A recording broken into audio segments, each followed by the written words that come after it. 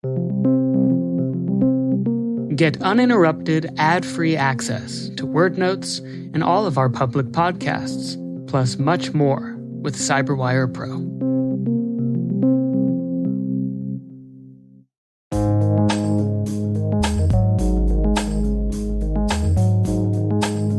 The word is adversary group naming. Spelled adversary, as in a cyber threat actor, group, as in a unit of people working together, and naming, as in a label that pins a collection of activity to a simple word or phrase.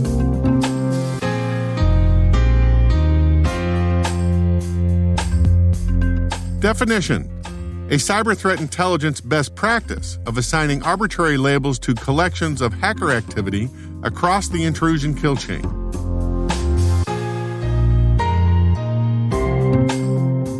Example sentence: adversary group names are an inescapable consequence of threat research.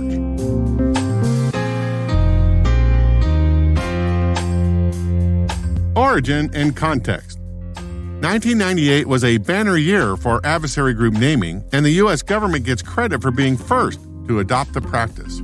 In February, tensions were high between the United States and Iraq when President Saddam Hussein expelled UN weapons inspectors out of his country, and international pundits believed that President Clinton would bomb Iraq in retaliation. At the same moment, Defense Department security systems discovered a hack at Andrews Air Force Base, and over the next 2 weeks detected similar attacks across the country directed at military, commercial, and academic networks. The prevailing assumption was that Iraq was behind it. Richard Clark, the National Coordinator for Security, Infrastructure Protection, and Counterterrorism, at the time said, quote, "For days, critical days, as we were trying to get forces to the Gulf, we didn't know who was doing it. We assumed, therefore, it was Iraq," end quote. It turns out that it wasn't Iraq at all, but a couple of teenagers from Cloverdale, California, who the FBI promptly scooped up and arrested. But before that, the U.S. government classified all of the activity around the hacks with a cool code name, Solar Sunrise, because the hackers exploited a vulnerability in the Sun Solaris operating system. 1 month later, the U.S. government discovered a separate hacker attack not associated with Solar Sunrise, targeting the Pentagon, NASA, and the Department of Energy, and classified it with a code name Moonlight Maze. Many researchers attributed the attack to Russia, but the evidence was and is mostly circumstantial. But the die had been cast. From then on, cyber threat intelligence analysts would attach some arbitrary name to most hacker activity. The practice evolved significantly 10 years later with 3 major developments. Lockheed Martin published their white paper, Intelligence-Driven Computer Network Defense, informed by analysis of adversary campaigns and intrusion kill chains in 2010. Mandiant published their white paper, APT-1, exposing one of China's cyber espionage units in 2013. Finally, MITRE released their first version of the attack framework also in 2013.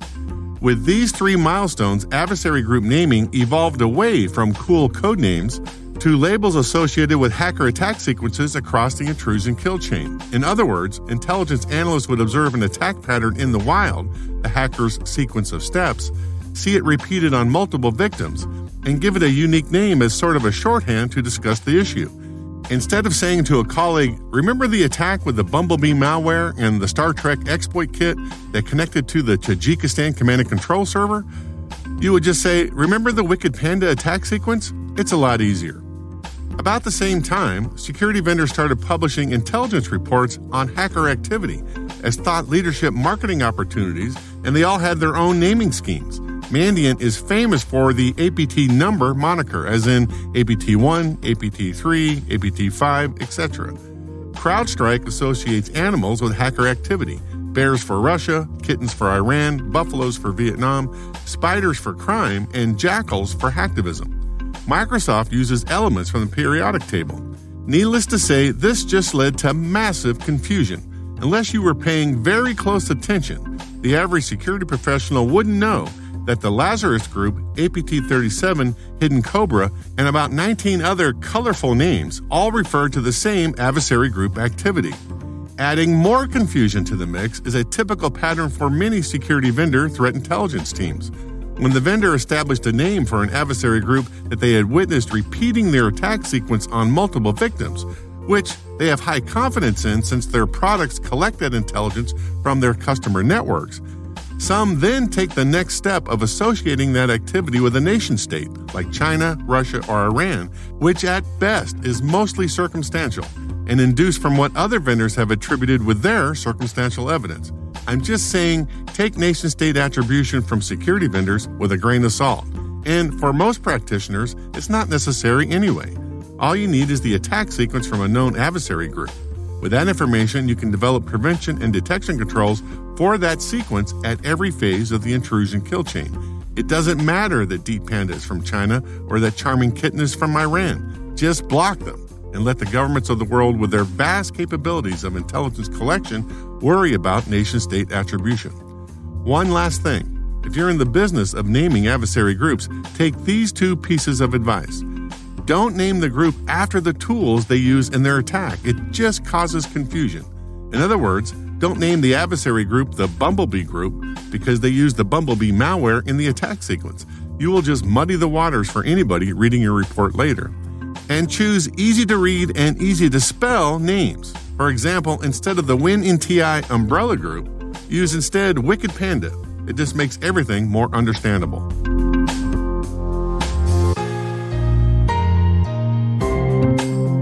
Nerd reference. Thomas Rid, author of Rise of the Machine, a book about many things, but also documents the Moonlight Maze story, spoke at the Kaspersky Cyber Conference in Russia in 2017 about the attribution evidence that pins the Russian government to Moonlight Maze, a brazen move considering the audience. It's a true honor to be speaking in front of this audience, especially given the subject of my talk. I will be speaking about a vintage APT, the first big APT that we've seen, called Moonlight Maze. I worked on this for more than 2 years, multiple Freedom of Information requests in the United States and the United Kingdom. I think we're looking at this point at around 50 interviews and conversations, countless dinners and drinking sessions to build trust. You know how it is. On the 7th of October 1996, at a small lab in Colorado, outside Golden, Jefferson County, at a school, at the Colorado School of Mines, a system administrator discovered some funny activity one night and filed a report with the Navy, because that school had a Navy contract at the time. And what he found is a rootkit that got into a Sun OS 4 system. He was unable to connect the dots, and the Navy at the time also was unable to connect any dots. So only in hindsight we know of this case. But we know that the intrusions that the Navy experienced throughout 1997, coming openly from IP addresses in Moscow, the ISP involved was cityline.ru.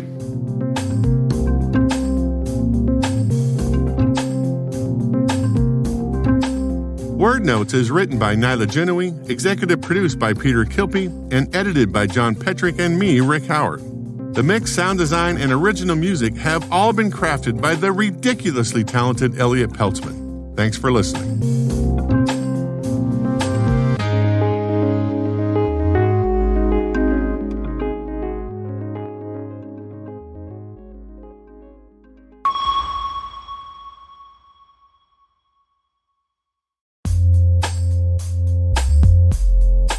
Get uninterrupted, ad-free access to Word Notes and all of our public podcasts, as well as our exclusive CyberWire Pro podcasts and briefings by becoming a CyberWire Pro subscriber today. Subscribe to CyberWire Pro today for $99 a year and get access to all the exclusive content we have planned. Learn more at thecyberwire.com/pro.